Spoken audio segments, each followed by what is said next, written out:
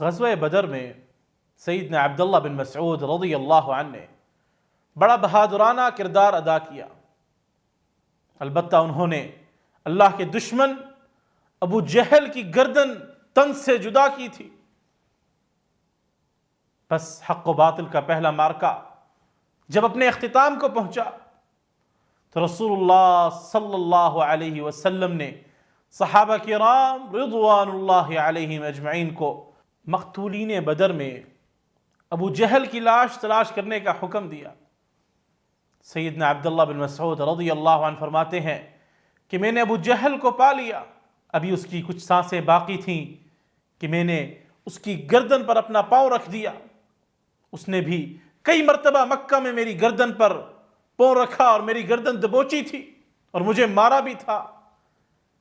میں نے اس کی گردن پر پاؤں رکھتے ہوئے کہا، او اللہ کے دشمن، اب مانتا ہے کہ اللہ نے تجھے ذلیل و رسوا کیا؟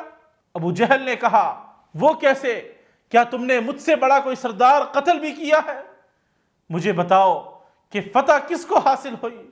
تو صحابی جلیل رضی اللہ عنہ فرماتے ہیں، میں نے ابو جہل کو کہا فتح اللہ اور اس کے رسول کو حاصل ہوئی ہے۔ پھر میں نے ابو جہل کے سر کو جسم سے علیحدہ کر دیا۔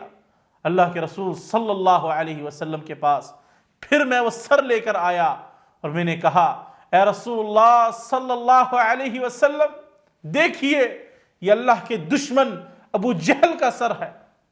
رسول اللہ صلی اللہ علیہ وسلم نے فرمایا، تجھے اللہ کی قسم، کیا واقعی یہ ابو جہل کا سر ہے؟ میں نے کہا جی ہاں۔ پھر میں نے سر غرور کو رسول اللہ صلی اللہ علیہ وسلم کے مبارک قدموں میں پھینک دیا۔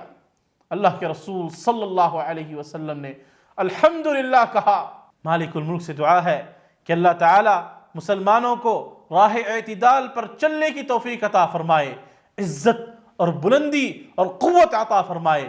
وما علینا الا البلاغ المبین۔